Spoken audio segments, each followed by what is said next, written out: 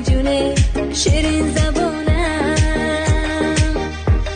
شیرین زبونم شیرین زبونم بیا در چشمانم دمی از دارم بیا گرم دستانم برویم مونم ای بهترینم یاری جانم میمیرم به تو میمیرم بیا در چشمانم دمی از دارم بیا گرم دستانم برویم مونم ای بهترینم یاری جانم میمیرم به تو میمیرم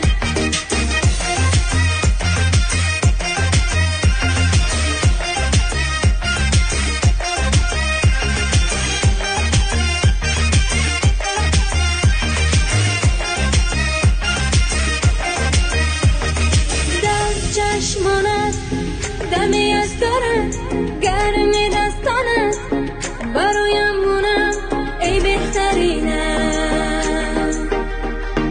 ای یاری جانم ای یاری جانم ای یاری جانم بیا در چشمانت دمی از دارم بیا گرمی دستانت برایم مونم ای بهترینم یاری جانم میمیرم به تو میمیرم بیا در چشمانت دمی از دارم بیا گرمی دستانت برایم مونم ای بهترینم یاری جانم میمیرم به تو میمیرم خنده کنه یک بغم کنه rahmat salomat bo'ling. Komilaxon Ahmad va studiyamiz mehmoni marhamat. Rahmat.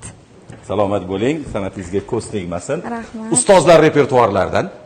Endi alohida shuni aytib qo'ymoqchiman, tanishtirishdan oldin o'zi aslida Jizzax ixtisoslashtirilgan san'at maktabida maqom yo'nalishida o'qituvchi, lekin biz maqom qo'shig'i emas, ertalab kayfiyatni ko'taradigan qo'shiqlardan bo'lsa. Lekin dastur davomida, suhbatimiz davomida albatta Eshitamiz. jonli ijroda eshitamiz.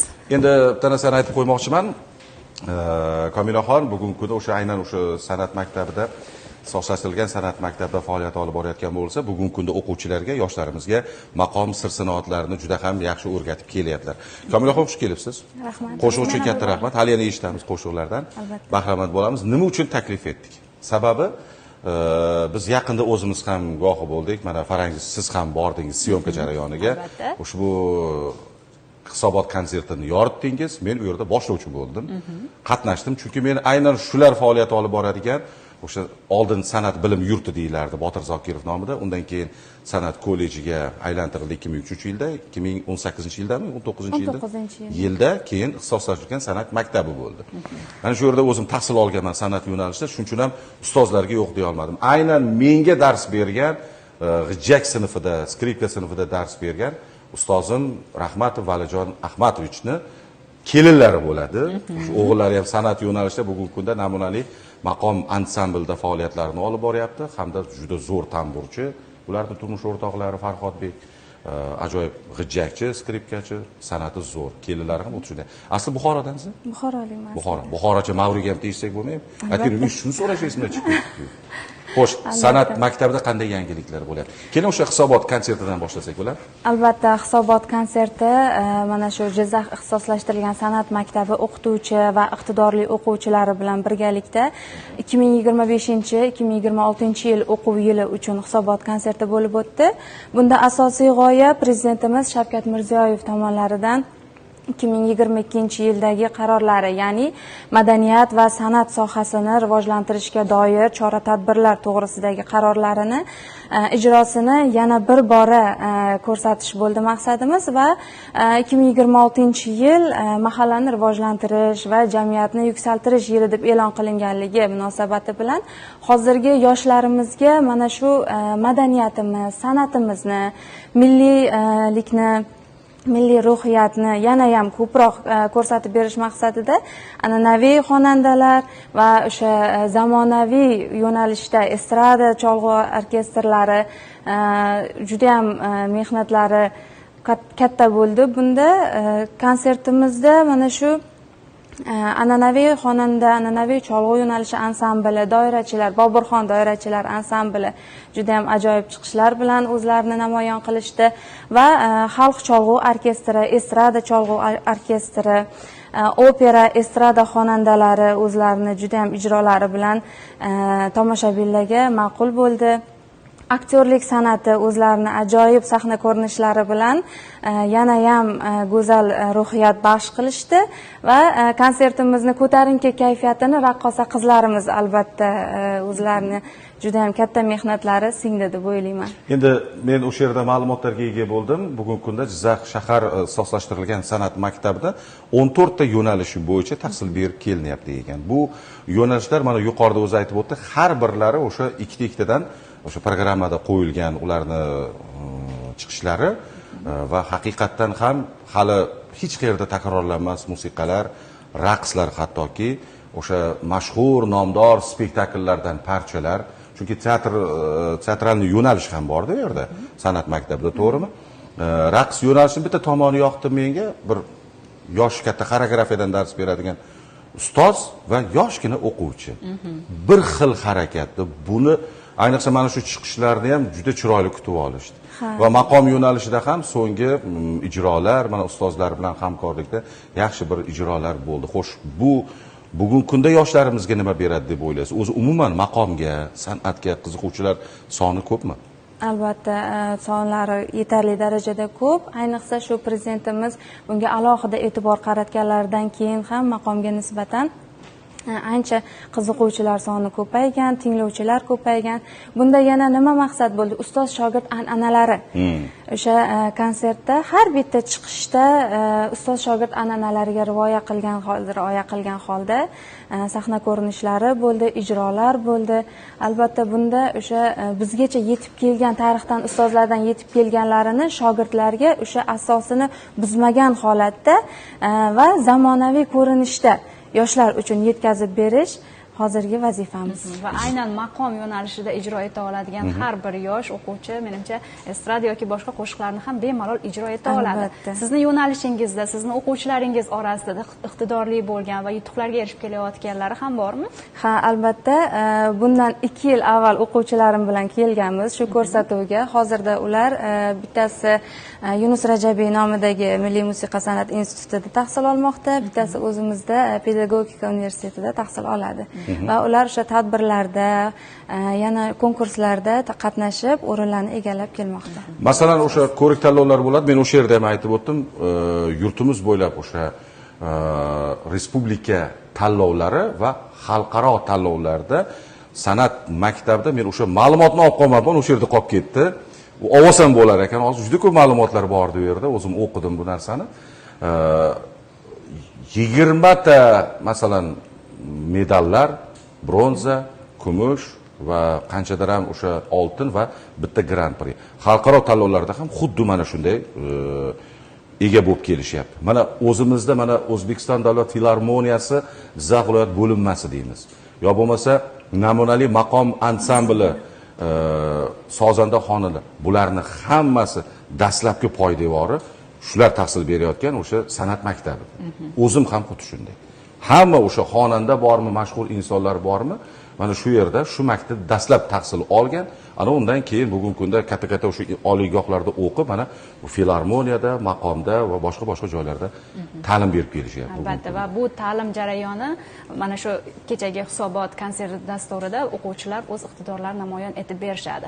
Komila opa, aynan siz masalan o'quvchilarga darsga kirishdan avval birinchi kursdan kelgan o'quvchilarimizga o'zingizning qanday talablaringizni qo'yasiz shu maqom yo'nalishi bo'yicha? Nimalarga ko'proq e'tibor berishlari kerak? Qattiqqo'lmisiz bu borada? Ha, qattiqqo'llikka kelsak, o'rtacha darajada deb o'ylayman, lekin o'quvchilarim qattiqqo'lsiz deyshadi. Endi qattiqqo'llik ham nima uchun? O'sha mehnatni samarasini ko'rish uchun albatta. Bunda nimaga o'sha ko'proq e'tibor qarataman? Oldindan o'sha ustozlardan kelgan, mana o'sha aytib o'tganimda, ustozlardan bizgacha yetib kelgan asarlarni asli shaklicha ularga tinglatish. Buzmasdan aslini tinglatib va undan keyin o'sha o'zini ruhiyatidagi borini berish unga. Ya'ni o'sha yo'lini buzma, faqat o'zingni ruhiyatingni qo'sh. lekin aslini boricha tinglatish. Ana shu eng asosiysi, aslini tinglatish. Undan tashqari san'at maktabiga bugungi kunda mana hademay mana 2026 o'quv yili tugab, yangi o'quv yillari ham boshlanadi. O'shanga mana tayyorgarliklar ham juda katta bo'layotgan bo'lish kerak. Chunki har yili mana shu bahor oylarida berish kerak bo'ladi. Hisobot konsert beradi kechagidek. Hisobot konserti berganda o'sha yil davomida tahsil olganlarni tomoshabinlarga taqdim etishga harakat qilishadi, to'g'rimi? Endi ular xohlagan yo'nalishda, xohlagancha masalan ta'lim berish imkoniyati bor. Shuning bilan birgalikda adashmasam sizlarda targ'ibot ishlari ham bo'layotgan bo'lsa kerak, boshqalarni ham o'sha san'at maktablarida, ayniqsa tumanlardagi mana musiqa maktablarida ham shu o'quvchilarni qiziqtirish maqsadida ularda ham bir qanaqadir hisobot konsertlarimi ularga ham bir taqdim etilyaptimi shu Ha, bunaqa targ'ibot ishlari olib boriladi. O'sha har bitta bo'lim boshlig'i o'zini o'sha bo'limidan o'qituvchilarni tanlab olib, tumanlarga yuborib, u yerda o'sha targ'ibot ishlarini olib borishadi, o'zlarini o'sha dars o'tish mahoratlarini ko'rsatib va qanday ish jarayonlari borish haqida ma'lumot berishadi. Konsert dasturlari esa o'quvchilar bilan borib, o'sha o'zimizda o'qiydigan o'quvchilar borib, u yoqdagi o'sha maktab bolalariga konsert dasturlari qo'yib berishadi. Bitta Mavriga eshitsak bo'lamizda. To'rqata. Endi nimaga Buxorodan deb aytib o'tdim. Buxoro san'ati baribir o'zgacha. Buxoro Mavrigi bu tarixiy. Endi to'liq ma'lumot siz bilsangiz kerak har holda.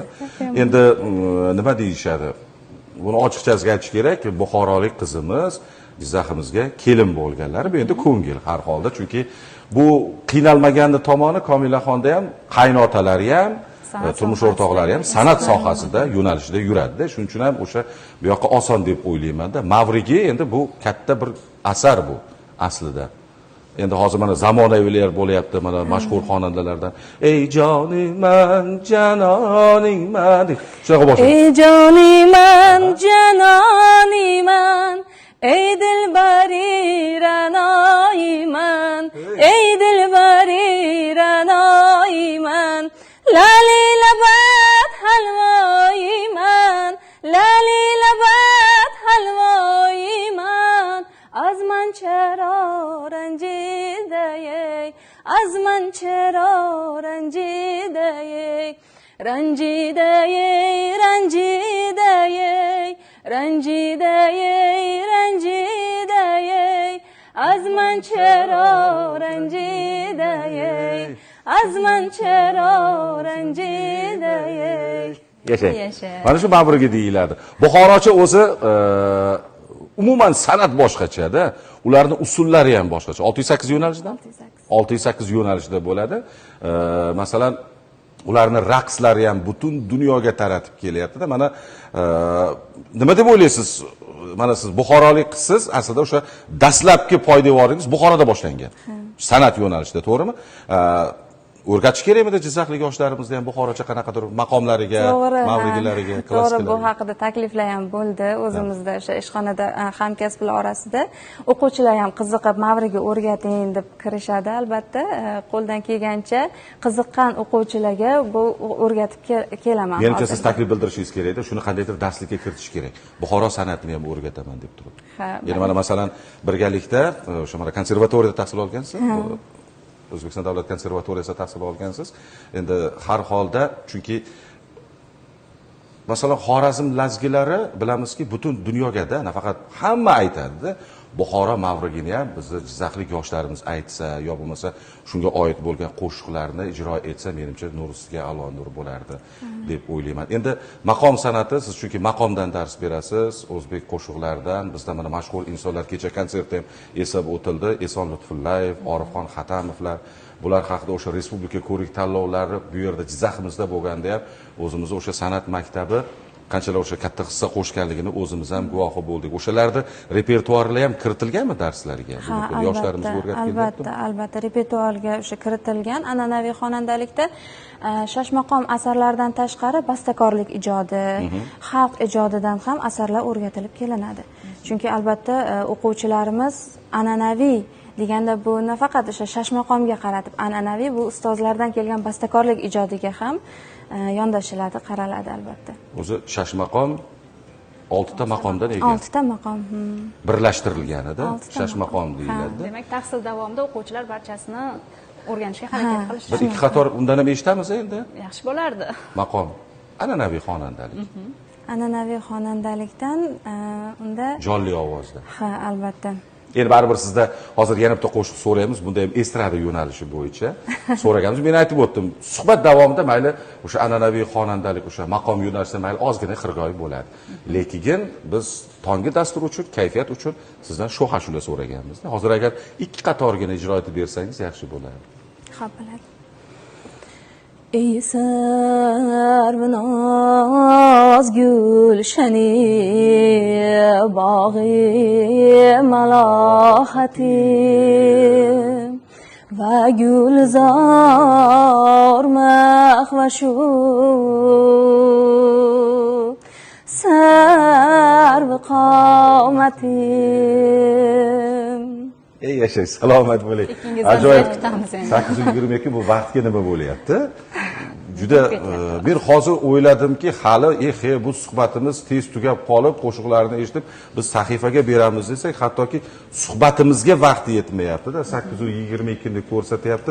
Xo'p, mana bu yilgi imtihonlarga tayyorgarliklar qanday bo'lyapti? Yil oxirida, o'quv yili oxirida imtihonlarga qanaqa bo'lyapti? Masalan, o'zi 2 yillik o'quv maktabi katta ashulalarni ijro etishda, shash maqomlardan ijro etishga o'quvchilar ulguryaptimi bugungi kunda? Ha, ulgurishadi albatta, chunki o'qituvchilar bunga juda ham qattiq yondashib, o'quvchilardan talab qilishadi shu narsani, chunki kelajakda davomchilar shu o'quvchilar hisoblanadi. O'sha uchun har bitta o'quvchidan o'qituvchilari o'sha shash maqomga doir, xalq bastakorlariga doir va o'sha bastakorlik ijodi, nafaqat bular, Xorazm maqomlari, Farg'ona Toshkent maqomi yo'llaridan ham dars o'tib, shu tomonlama ham imtihon jarayonlari bo'lib o'tadi. Mana endi yaqinda 11-sinflarimiz bitirib, davlat imtihonlari o'sha topshirishadi va ularni o'sha institutga jo'natamiz keyin. O'zi aslida bor-ku, maqom yo'nalishini o'rganayotganda qanaqadir o'sha cholg'ularni chalib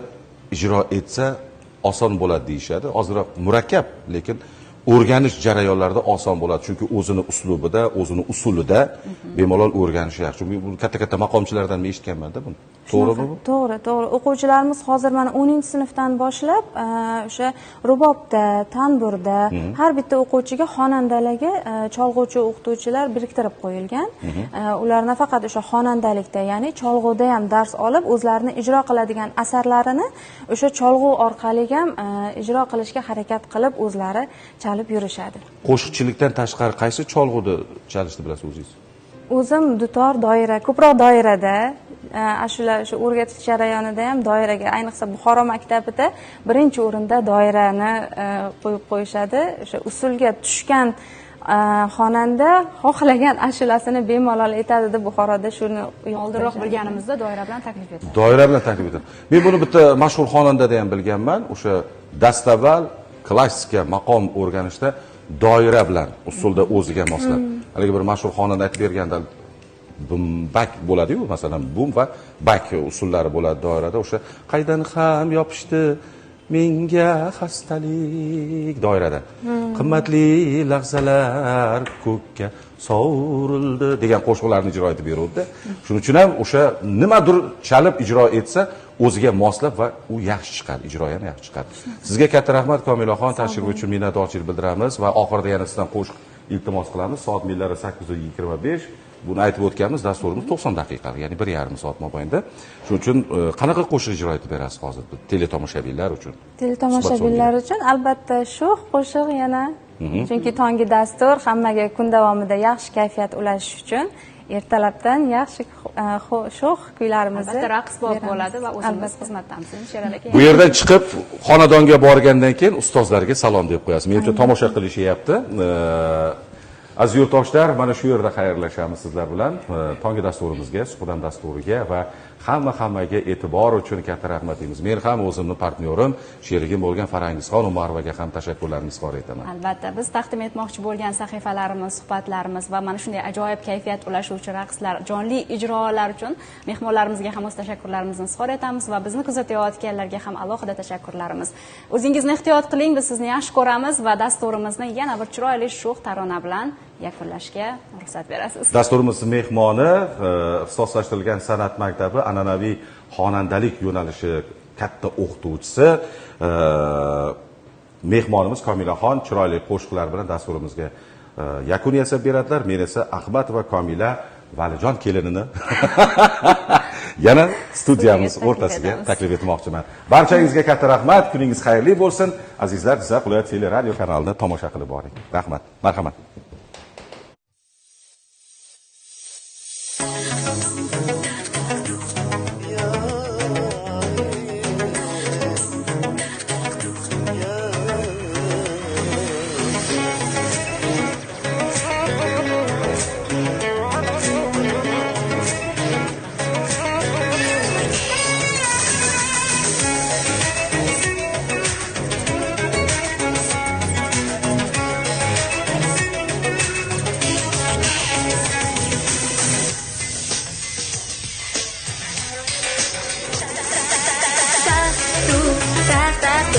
Tosh ko'chasida yurgim yo'q, yor yoningga chiqmayman, bugun seni ko'rgim yo'q. Taxtu tosh ko'chasida yurgim yo'q, yor yoningga chiqmayman, bugun seni ko'rgim yo'q.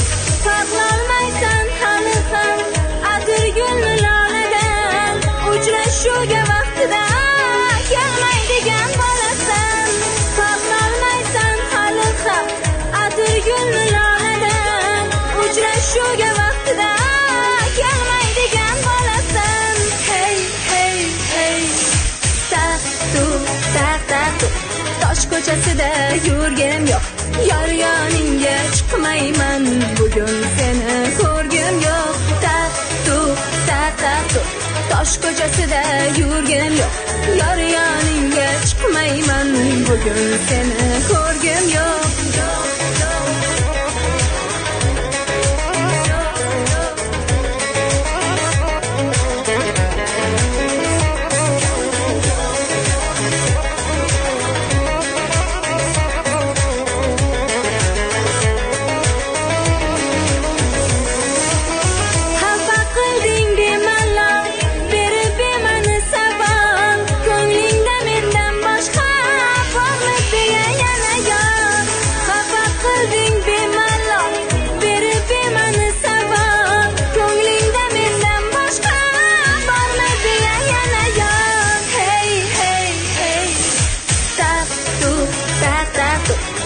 Ko'chasida yurgim yo'q, yor yoningga chiqmayman, bugun seni ko'rgim yo'q. Taxtu tosh ko'chasida yurgim yo'q, yor yoningga chiqmayman, bugun seni ko'rgim yo'q.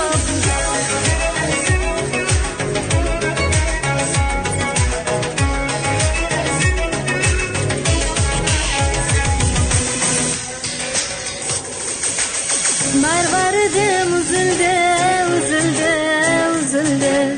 ko'nglim yomon ezildi, hafta o'tmasdan yorim, qadring yomon sezildi.